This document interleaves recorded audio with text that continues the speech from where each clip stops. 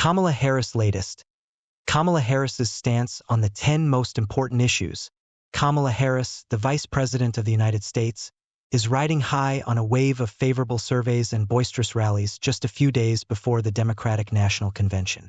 Nevertheless, beyond the positive emotions, what is the position of the presumed Democratic presidential contender on the most important issues? Her time spent as a senator and prosecutor in California, her run for the president in 2020, and her position as vice president in the White House all provide clues as to where Ms. Harris stands on a variety of issues, despite the fact that she has not yet released a detailed platform. Some of her beliefs have varied over the years, and some people have stated that she has had a difficult time defining both herself and her identity. CBS News conducted a review of Ms. Harris's recent speeches and public statements as a contender for the 2024 election, as well as her record as vice president and her political experience as a candidate for the 2020 presidential election, a senator from California, and a prosecutor. The purpose of this review was to gain a clearer picture of what her policy program might look like currently. The campaign for Ms. Harris informed the BBC that the candidate's most recent statements are the ones that most accurately represent her actions in the event that she is elected president. According to a statement released by Kevin Munoz, a spokeswoman for the Harris campaign, Vice President Harris will build on the historic agenda that was implemented by the Biden-Harris administration. This agenda led to the defeat of Big Pharma, the creation of over 16 million jobs, and the delivery of the first bipartisan gun safety legislation in 30 years. Here are Ms. Harris's stances on 10 of the most important subjects. The economy. A number of progressive measures, such as paid family leave, affordable housing, and free tuition for families with low and middle incomes, were among the ideas that Senator Harris advocated for throughout her time in the Senate. Because of her position as vice president, she has been Mr. Biden's partner in the passage of significant economic legislation, which is sometimes referred to as Bidenomics. This legislation has included significant investments in renewable energy and infrastructure. Nevertheless, polls have revealed that the economy continues to remain at the forefront of many voters' minds, despite the fact that inflation and high interest rates continue to be a burden on the wallets of Americans. The economic plan that Ms. Harris proposed was made public on Friday. It included provisions for first-time homebuyers to receive aid with their mortgage payments, a tax credit for parents of newborns, and prohibitions on price gouging at food stores in order to combat inflation. And she has come out against taxing tips, just like her opponent, Donald Trump, who was the former president of the United States. The creation of possibilities for the middle class that will improve their economic security, stability, and dignity will be my primary goal if I am elected president. As she stated on Friday, we will work together to construct what I refer to as an opportunity economy. The immigration process. Since she initially ran for office, Ms. Harris has presented a different perspective on the border than she did before. While she was running for the Democratic nomination for president in 2020, she held positions that were considered to be fairly progressive. For example, she pledged to ensure that immigrant detention centers were shut down. Ms. Harris was recruited by Mr. Biden in 2021 to head the diplomatic effort to handle the immigration concerns that were occurring on the southern border of the United States. Not only was she not a border czar, as many Republicans have characterized her, but she also collaborated with countries in Central America to investigate the root causes of why people from those countries were coming to the United States. In the year 2023, she made an announcement that she had been a part of the campaign to gather almost $3 billion, the majority of which came from private enterprises, in order to invest in communities in the region. Her goal was to give possibilities that would make emigrating to the United States of America less appealing.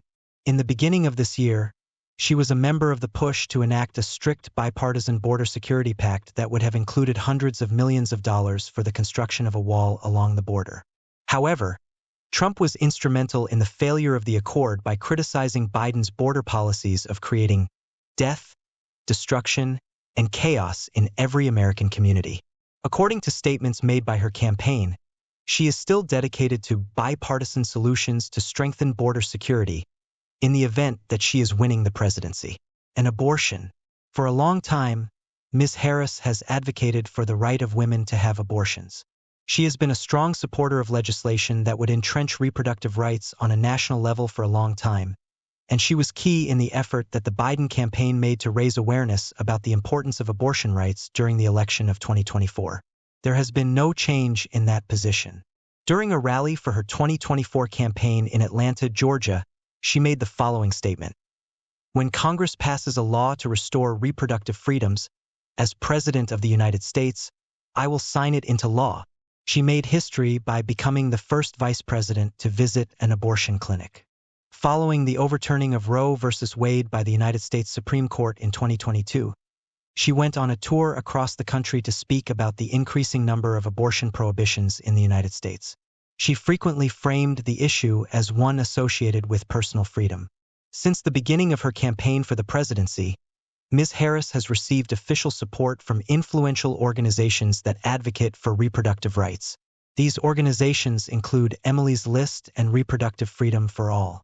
Support from NATO and Ukraine.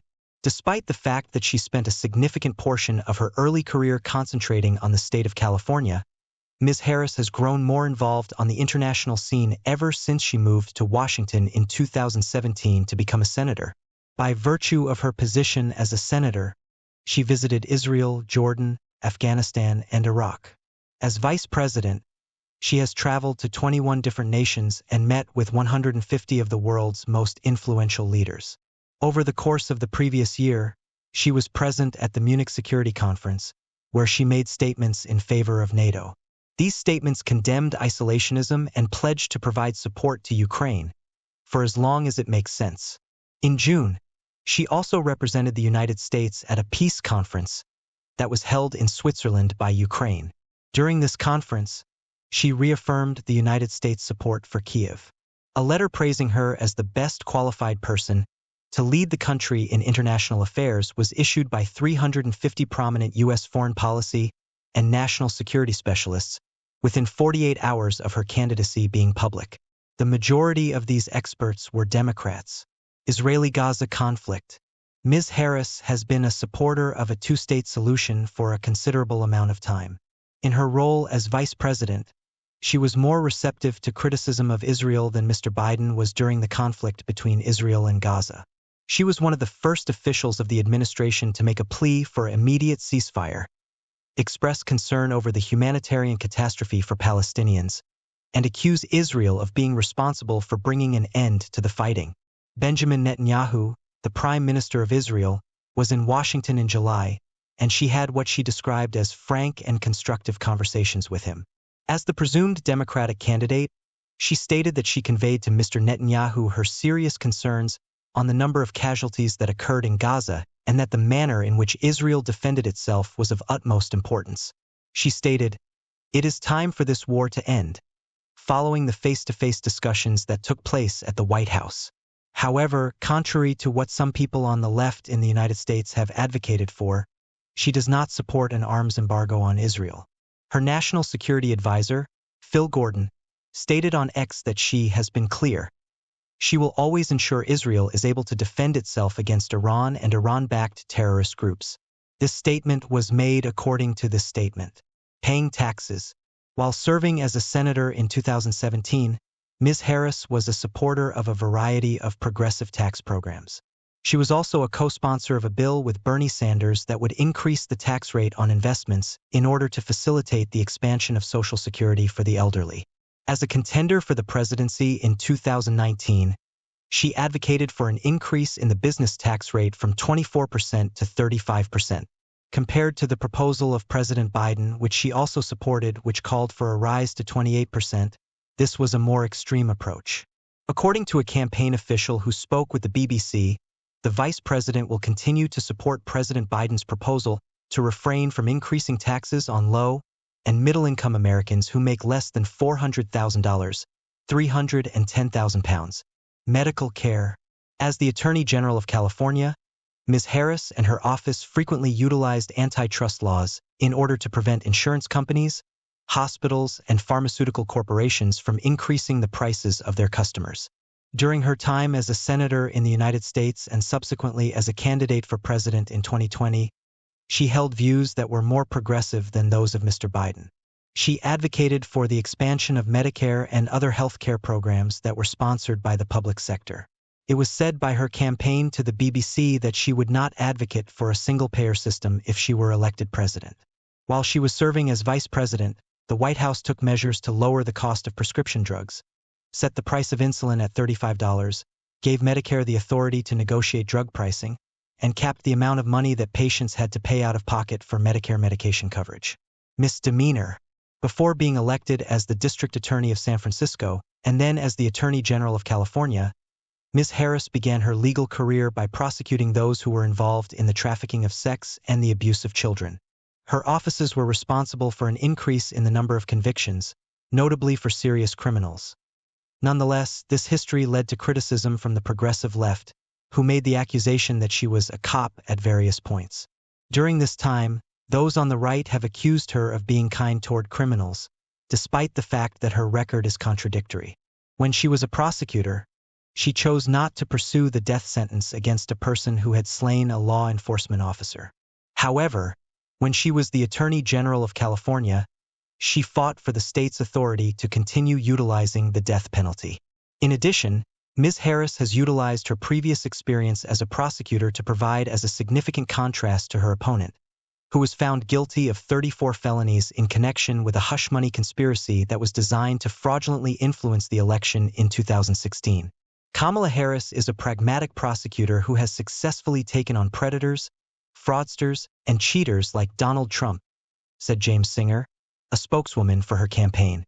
Williams is a member of the Democratic Party. The climate. This is not the first time that Ms. Harris has campaigned for stricter legislation to preserve the environment. When Ms. Harris was a prosecutor, she fought for the climate laws of California and filed lawsuits against oil firms for causing damage to the environment. She also advocated for climate change policies through the implementation of a Green New Deal during her campaign for the presidency in 2020, some of which have been implemented by the administration that is currently in power. Her statement that, "There is no question I'm in favor of banning fracking," was made at a CNN presidential debate in 2019. However, she has since changed her mind and is now running for president in 2024. She has revised her views after she entered the race for the presidency. During her time as vice president, she was instrumental in the passage of the Inflation Reduction Act, which has resulted in the allocation of hundreds of billions of dollars to tax credit and rebate schemes for electric vehicles and renewable energy sources. While she was giving a speech the previous year, she mentioned that it was the largest climate investment in our nation's history and emphasized the importance of taking precautions against particularly severe weather, bans on firearms. Over the course of her political career, Ms. Harris has consistently advocated for the implementation of gun safety rules.